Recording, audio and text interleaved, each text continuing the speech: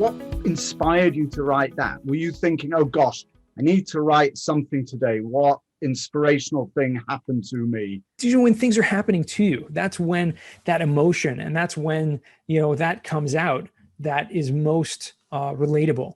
So when something like that happens to you, sit down with a pad and paper or with a Google Doc or whatever it is you use to write, a notepad, and write something down. You can come back to it later, polish it up, and make it fit, and save it. And you don't necessarily have to use it now or today. You can use it a week from now or a year from now. And so that's an example of things. So when I have an idea, I'll sit down and I'll write something down. But it's usually, for me, it's when things are happening.